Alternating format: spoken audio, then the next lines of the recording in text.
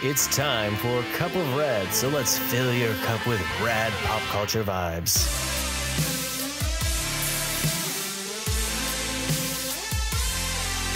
And now your over-caffeinated hosts, Mike and Katie. Welcome to another episode of Cup of Rad, kids. That's right, we're gonna fill your ears with something very exciting. And today in our search to find people that exude positivity and radness with their fandoms, I have a very special guest on the phone, Jonathan Belle. Thank you for coming on our little show of Cup of Rad. Thanks for having me, Rad. I appreciate it. I'm very excited to have you on because your content, especially on Instagram and all that, is beautiful. Oh, well, thank you very much. I appreciate it. And for those that don't know, that are listening on my end, Jonathan Belle does a lot of cosplay with Superman. And his pictures are spectacular. And I love seeing them, especially the 80s vibe Superboy you do. Oh, thank you very much. That one was really... I'm glad I figured out a way how to do that. I'll tell you the backstory on that one later. Sure.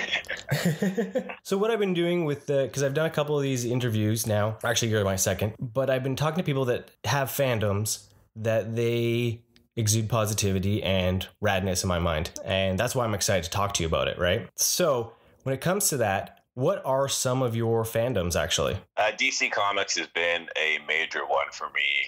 Superman, I do like the Green Lantern fandom there. I was a lot into Star Wars, but kind of fell off after Revenge of the Sith a little bit. I do like a lot of anime, although I say a lot, but I usually just end up watching Full Metal Alchemist all the time. So that makes sense. We just started anime, so that's yeah, cool. And basically just a bunch of pop culture with cult movies like The Big Lebowski, things of that nature. I really do like to go to movies a lot, so movies also play a big part in creativity process for me as well. Nice. When it comes to Green Lantern, is there a particular one that's your jam?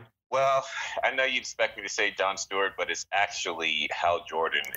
He's the one that kind of set it off for me on the whole Green Lantern spectrum. So I think he would have to be my favorite one so far, and then John Stewart, and then probably Kyle Rayner after that, because he's like an artist. But mainly Hal Jordan because of his whole arcs with overcoming and willpower and things of that nature. Yeah, that's what kind of drew me to him in the first place. Okay, yeah, for me it was John Stewart because that's where I learned more about the Green Lantern through the cartoon, the Justice League. Right after that, it was Rebirth when they brought Hal back. That was a pretty amazing arc of storytelling. Yeah, that was pretty good. I love the whole Blackest Night storyline a lot. I love that, and then Green Lantern First Flight was one of the good graphic novels that I had, as well with the Sinestro Corps War. Oh, yes. That was pretty good. Yeah. And those are all, good arcs around Hal Jordan. Yeah. So what drew you to Superman for your cosplays?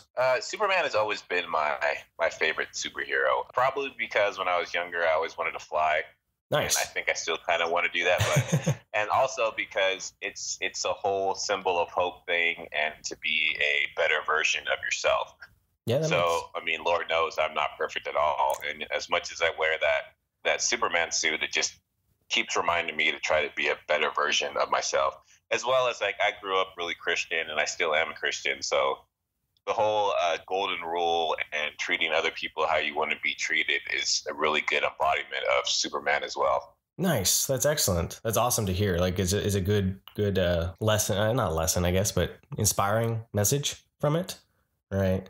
Yeah. To have someone that garners that embodiment, right, and wants to strive to be. I really dig that. You talked about some movies. What have you been watching lately? Well, see, the last movie I watched was Endgame. Okay. See, I moved to Montana a little bit ago, and there's only a one theater here, so I haven't really been going to the movies as much as I would want to, only because they only play one movie at a time for one showing during the day. But I mean, back in the day when I lived in Los Angeles, I would literally go to the movies like every other day by myself most of the time to watch just movies as they came out. When I moved from Los Angeles, I took my 400 or plus DVDs that I had and sold them all to get money to move. So, and then just went digital after that. But yeah, so pretty much there hasn't really, I think the last movie I saw on Netflix was that Buzzsaw movie too. That was pretty entertaining. Okay, yeah, we haven't Belle seen that. saw. But last night I just binge watched the whole season of that dominatrix show, whatever the heck it's called, the one that just came out.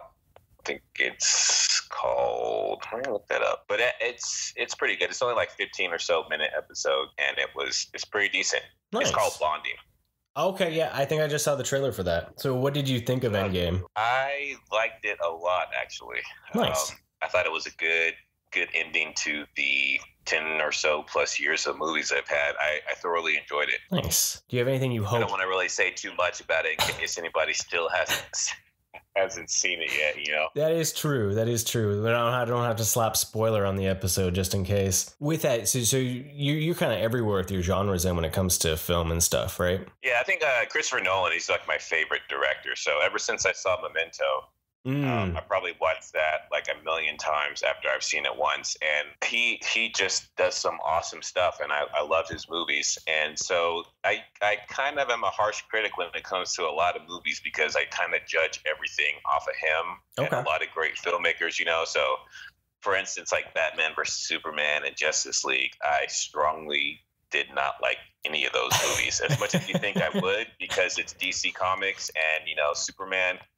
I just couldn't get past the editing and, you know, just the story plot and all this other stuff, because I like to see a good movie, period. And even though there's like an aspect of that movie that I love, I just can't as a whole like it. You know what I mean? Yeah, I totally agree, because that's something that how I feel with those films is that there's some really great fanboy moments in it, and you get that giddy smile. But then when you go back and watch a few times, you're just like, oh, really?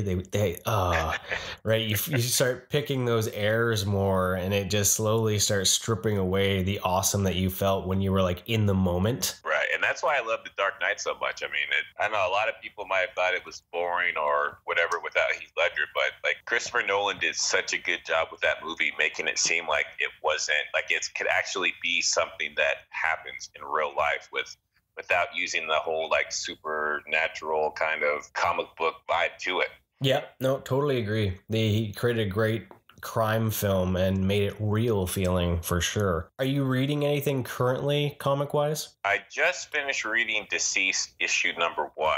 Okay. About half an hour ago. Nice. And that's a new one that came out, storyline. And I don't think I like it as much as I would want to, even though the first issue, you know, it's only the first issue, but also keeping up with Action Comics and Heroes in Crisis and the Superman storyline that Bendis took over. Those are pretty much, and Justice League. Those are pretty much the only ones that I'm reading right now. Okay. Still waiting for their Black Label to come out with the Superman story for their Black Label and a Batman storyline for that. Yeah. But I don't know. I just I don't really read a lot of Marvel stuff anymore, and Saga's on hold for right now, so I haven't really been reading that. But yeah, mainly it's just Superman and that Deceased, and that's about it. Nice. No, it's good to be able to connect to people that do read the books as well, because it's can sometimes be a little more difficult to find those that enjoy still those old books, right? Well, they're new books, but old, right? Because right. It's amazing when you say, well, did you just read this? And people are like, what are you talking about? And you're like, the comic books, you know, the funny pages. Yeah, it's kind of, I'm finding actually a lot more people that cosplay and stuff, they don't actually read anything, which is fine. You know, everybody likes characters for their own reason. Yeah. But like you said, it is nice to talk to somebody that like keeps up with some of the arts and stuff as well. Yeah, I'm behind because I've been trying to save some money. I've been doing everything on the library, and unfortunately I've hit a snag. They've totally like dried up for me right now. So I've been going back and reading things from like the New 52 and the beginning of Rebirth, just to kind of like get all the knowledge from every, you know, I try to give everything a go, right? Right. You know, I got to say though, from the New 52, I think my favorite arc from that was the Red Lantern arc. That was pretty good. Yeah, that was a good book.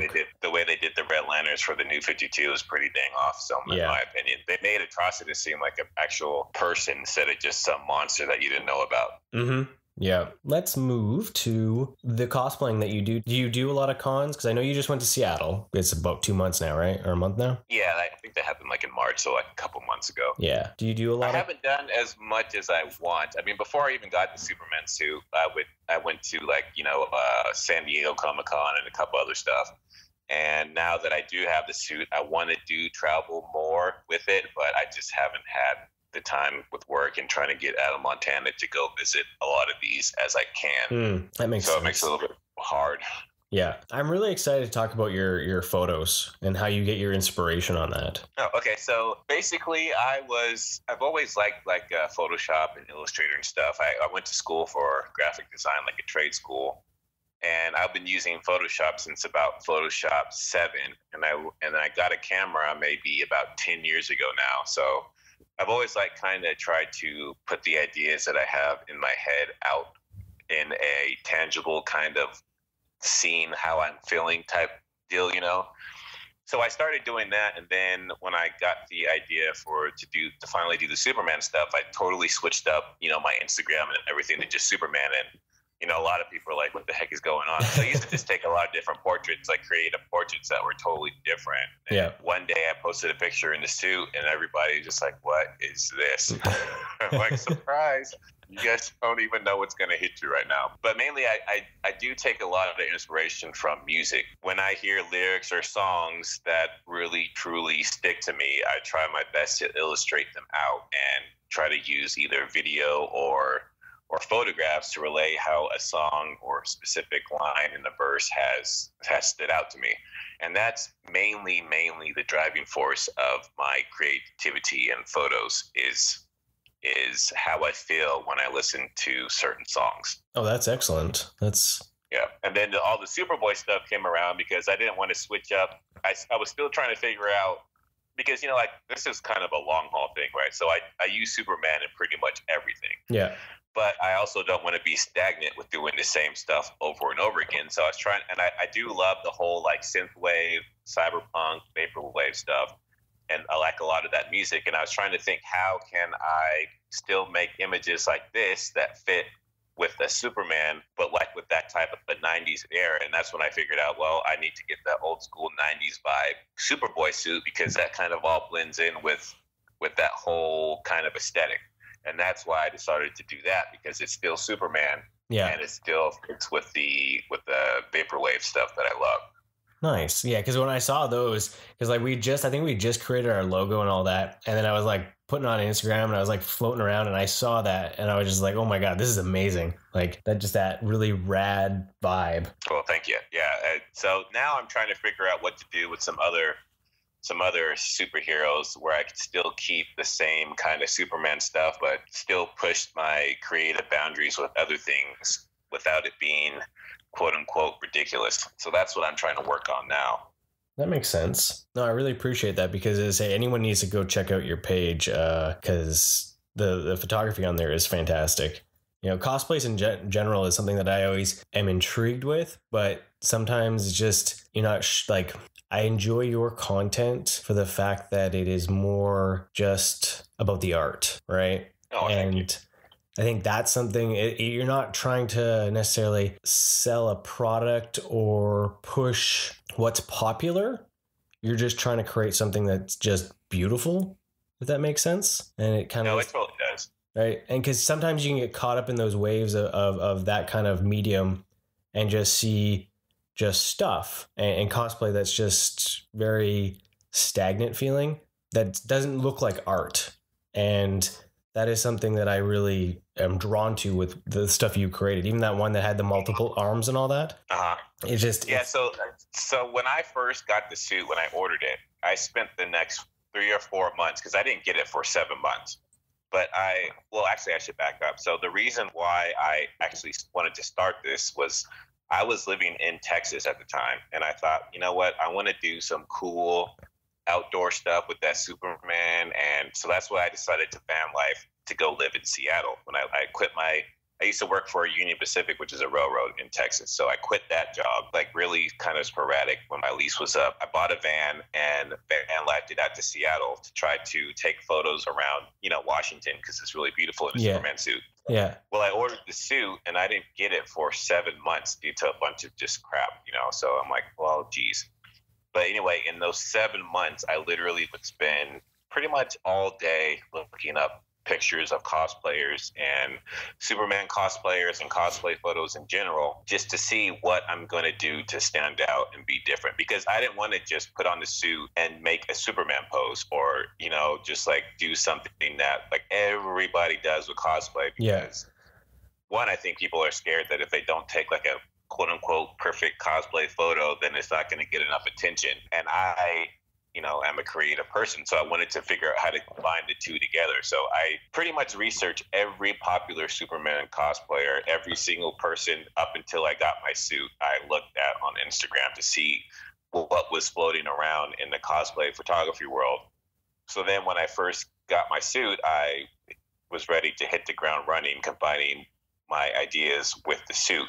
And I knew that nobody was doing the same things I was doing, so I knew it was going to either, you know, A, take off, or B, people will be like, what the hell are you doing? That's not really Superman cosplay, or this and that. But, you know, it's my way of interpreting what I want to do. Yeah, and that's what's cool. Like, it's a fantastic idea behind all that. And that's why, like, I mean, I should probably work with more photographers, but a lot of the stuff I do is, you know, they're all self-portraits. Okay. Because it's hard for me to have somebody else take my photo when, you know, and I do photography too, so I can understand, like, nobody wants their photos to be edited or changed if they take it, which is understandable because I go through the same thing. So that's why I just do everything for the most part myself. Yeah. And that way I can have free creative control with what I'm doing. Nice. But yeah, like that one with the arms and all like a lot of the photos that I post, majority of them actually are all self-portraits, unless I go out and meet up with like a street meet or something, or a bunch of photographers, or I'm at a convention. Yeah, it's somebody else's work. Well, that's fantastic. Well, that's good to know. Like, it shows the talent that you have there, which is spectacular. Oh, thank you. It's a lot of hard work and practice. I wouldn't say hard work as much as tedious practicing. Like, for instance, somebody DM me on Twitter and they're like, "Man, how do you get these good like levitation shots if you're doing it yourself?" I'm like, well, I'll put on the suit and go outside and set a timer for 10 seconds, and I'll have to make sure I have the focus, and I'll, you know, try to time out a jump where I'm actually in a pose in midair by the time the 10-second goes off. And I'm like, oh, dang, that's a lot of work. I'm like, oh, yeah, I mean, I could have somebody, or try to find a photographer or pay somebody to, you know, if they took the photo of me, they could just burst the camera and get something. But for me, doing it one at a time, yeah, you know, it takes a lot, and I'm getting pretty good at it now. But the point is, yeah, it's just a lot of work, and a lot of people I don't think realize that to get good at something, you got to just keep doing it over and over and over again. Very true. And then you get the results you want, instead of like, and then the guy was like, man, I don't think I could do that. Well, you know, I don't know what to tell you then. Right. You got to put in the work to see the final results, right? So. Yeah. I mean, it also helps that I've been using Photoshop for like 15 years too. So. Okay. That's good. that makes sense. Well, it shows though. It shows that you've got that artistry down. You know, and you're working towards and continuing. Like, each time you post something, it's something incredible. I know I'm just gushing, right? I'm like fan gushing right now, but it's cool to have you on the phone and talking to you, because usually it's just like comment here or see the thing. But you also have a podcast, right? I do have a podcast. It's pretty much, I started it just to kind of chronicle my journey from quitting my job and then trying to do, because eventually I want to make money somehow being creative, right? Okay. When I got out of trade school, that was like right around the time when like a desktop publishing was becoming really popular, but for people to do it themselves. So like Microsoft Publisher would come out and all this other stuff where people didn't have to, you know, outsource. And the stuff that I was finding at the time was people wanting the same logo or the same this or the same that as everybody else. And I'm like, I really don't want to do this. I mean, I probably in hindsight should have done it, and then who knows where I would be now with all that skill under my belt, but I just didn't want to go that way. So I just stopped doing it and only did it for myself. Okay. Yeah, but it's been a little bit of a journey so far with the podcast, you know, because my whole point is like, I'm trying to, and for everybody that doesn't know me on your InRad, like, I am a black guy who likes dressing up as Superman, and I have my hair in like a man bun, I have dreads, I have a beard, you know, so I want to prove, and this is just what I'm going to do until something happens. Like, my whole thing is like, if I can do something and I don't look like the canon way something's supposed to go, then you can do it too. So pretty much the podcast is like just a journey, like a documentation journey of everything that comes up and happens while I am trying to achieve this goal of mine. Nice. Yeah, no, I've listened to it. It's a great show. Definitely people should check it out for sure, because there's a lot of good information on there. Oh, thank you. We'll switch some gears here. What are you looking forward to in the future, minimum future, bigger future of anything? Like, is there any stories or movies or something you're doing creatively that you're excited for that you can share with us? Yeah, I mean, I finally just got a drone. So that's another thing that I was looking up. So when I got the drone, or when I figured I wanted to drone stuff, I literally like would scour Instagram hashtags and see what people were doing in cosplay and drone photography. And it's pretty much non-existent right now. So Okay. like even a hashtag drone cosplay like doesn't exist. So that's one thing I want to kind of bust the doors wide open on, is using the drone a lot more to incorporate stuff with Superman and photography. That's one thing. And then my contract in Montana for my job is going to end this year. So I'm trying to figure out where I want to go next. For all you guys that don't know, like I've been living in a van for the last 2.5 years almost. So it's just kind of, now I'm in a hotel because of my contracting work. But before that, I was in Seattle the whole time in the van. And then when I leave here, I don't technically have a place except for my van. So I got to figure out my next move. And that's something exciting, because I always like that whole fear of unknown, had to try to figure out what I'm going to do feeling. So you're like a roaming Superman out there to do good in the world, then, is what you're saying you do. Yeah, I mean, I would like to. I just want to be able to afford to travel around and take photos as much as I can. That's the main goal. That's like what I want to decide what I want to do with my life. Because in Texas, I was on my way to a date and I almost got in a car accident on the freeway. It was about 6 p.m., rush hour traffic. And people in Texas, I got to say, are like the worst drivers ever. Like and the reason for this is because Texas is so flat and there's not a lot of curves in the road. So everybody goes like super fast. Yeah. But if one person puts on the brakes or does something, it's just a huge chain reaction. Like, if you look this up, I'm pretty sure there are so many more deaths in Texas because it's so huge. Also because people just don't know how to drive than like anywhere else in the United States. I mean, I went to Reno and it was like there have been like 50 deaths this year, but in Texas at the same time it would be like there's been like 1,000 some odd deaths in Texas this year. Granted, Texas is a lot bigger than Reno, but still. So the point is, like, somebody hit the brakes. It was a chain reaction. I swerved out of the way. I did a 180 across 3 or 4 lanes of traffic without hitting any cars, and was 2 inches away from the median. Oh. And I was like, oh crap, I could have just died. And 2, I could have just died in Texas.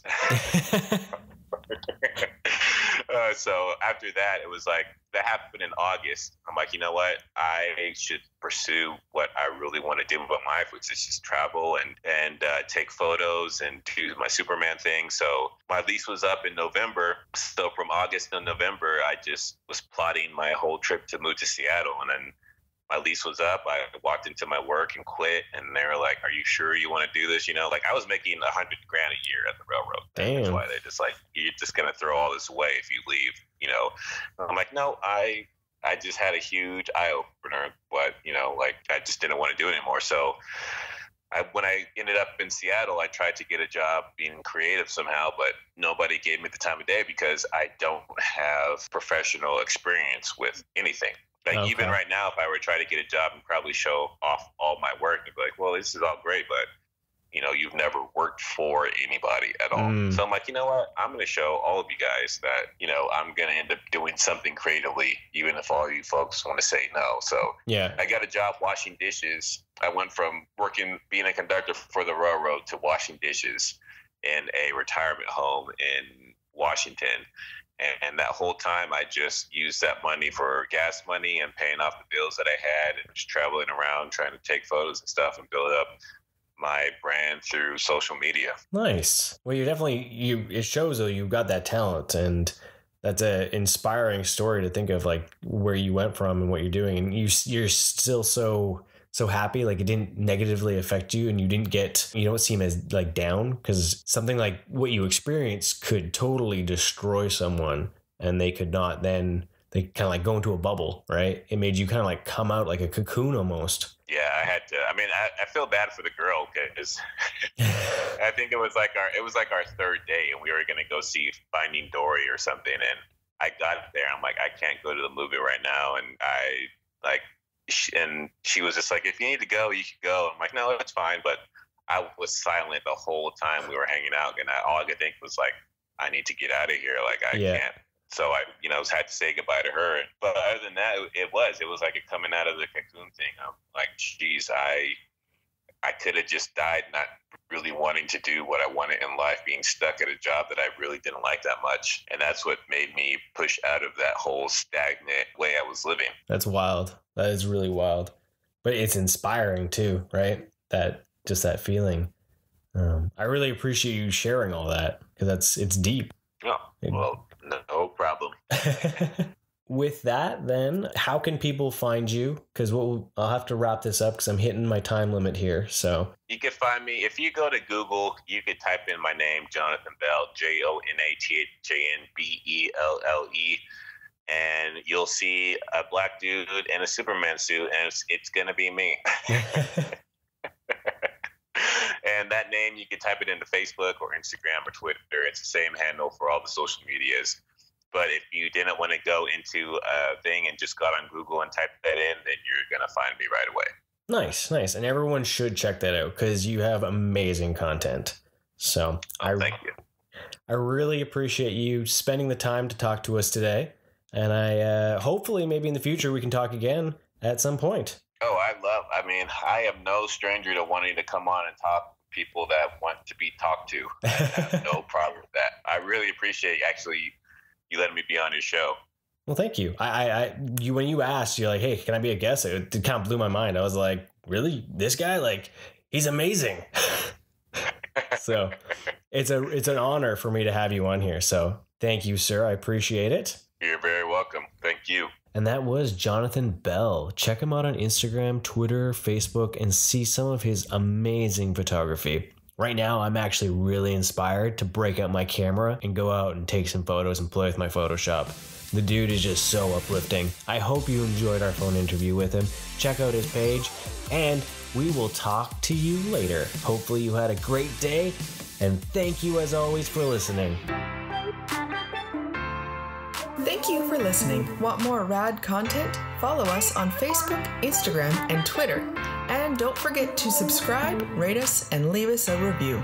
And remember, be excellent to each other and party on, dudes!